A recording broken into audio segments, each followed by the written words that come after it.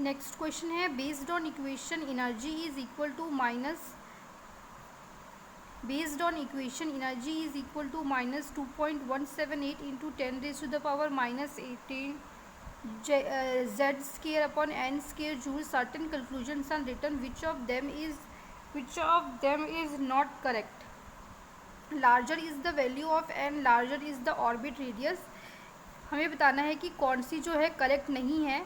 जो हमारा ए वाला ऑप्शन है, ये जो हमारा ए वाला ऑप्शन है ये करेक्ट है, क्योंकि अगर हम अपने एटम के स्ट्रक्चर को देखते हैं तो हम ये देखते हैं कि सेंटर में जो है हमारा जो है एटम का, सेंटर में जो है हमारा एटम का न्यूक्लियस है और इलेक्ट्रॉन्स जो हैं वो अराउंड द न्यूक्लियस रिवॉल्व कर रहे हैं.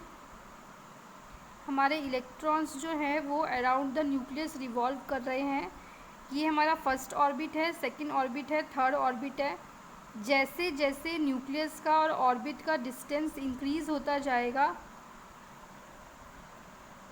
Larger is the orbit radius. जैसे जैसे हमारी एन की वैल्यू इंक्रीज, जब हमारे एन की वैल्यू 2 है तो इतना डिस्टेंस है इलेक्ट्रॉन के और न्यूक्लियस के बीच में. जब हमारे एन की वैल्यू 2 है तो हमारे न्यूक्लियस के और इलेक्ट्रॉन के बीच का डिस्टेंस जो है वो इंक्रीज़ हो जाएगा. और जब हमारे एन की वैल्यू 3 है तो हमारे न्यूक्लियस का और इलेक्ट्रॉन का जो डिस्टेंस है वो इंक्रीज़ होता जाएगा.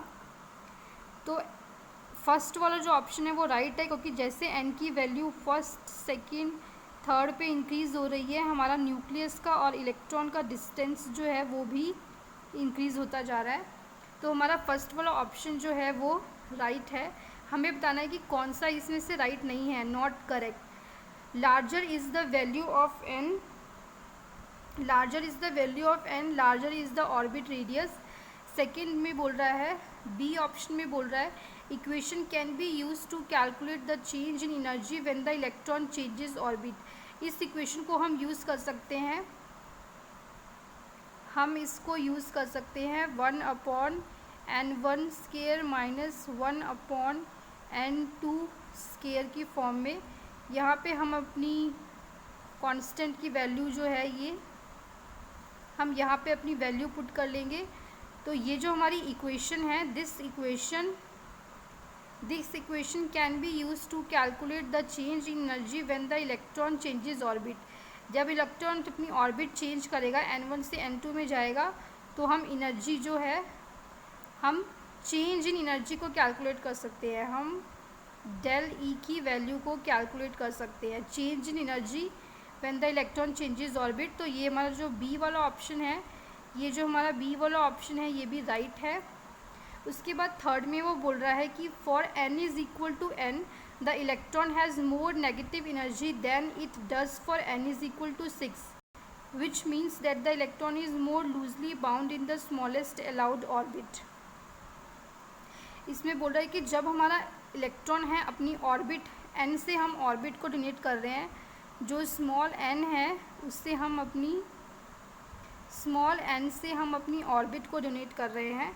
For n is equal to n, for n is equal to 1 the electron has more negative energy. जब हमारा इलेक्ट्रॉन जो है वो n is equal to n, जब हमारा इलेक्ट्रॉन n वाली ऑर्बिट में है तो electron is more loosely bound in the smallest allowed orbit. ये ऑप्शन जो है ये ऑप्शन जो है ये राइट नहीं है, ये ऑप्शन जो है ये राइट नहीं है. सी वाला ऑप्शन जो है, ये सी वाला ऑप्शन जो है ये रॉन्ग है, क्योंकि इलेक्ट्रॉन जो है, हम एनर्जी ऑफ द इलेक्ट्रॉन को इस तरीके से रिप्रेजेंट करते हैं, हम एनर्जी ऑफ द इलेक्ट्रॉन को इस तरीके से रिप्रेजेंट करते हैं -2 pi square me4z square upon n square h square. Energy हमेशा माइनस में होगी, क्योंकि जितना हमारा इलेक्ट्रॉन जो है, इलेक्ट्रॉन जितना हमारा न्यूक्लियस के पास में होगा, क्योंकि न्यूक्लियस जो है वो पॉजिटिवली चार्ज है और इलेक्ट्रॉन नेगेटिवली चार्ज है, तो ये मोर लूजली नहीं, मोर टाइटली बाउंड होगा. तो हमारा ऑप्शन सी जो है वो करेक्ट नहीं है. हमारा डी ऑप्शन में बोल रहा है कि the negative sign in equation, जो ये हम नेगेटिव साइन यूज़ कर रहे हैं, सिंपली मीन्स दैट द, जो हमें क्वेश्चन में भी दिया हुआ है, ये हमारी इक्वेशन एनर्जी दे रखी है, इसमें बोल रहा है कि the negative sign in equation simply means that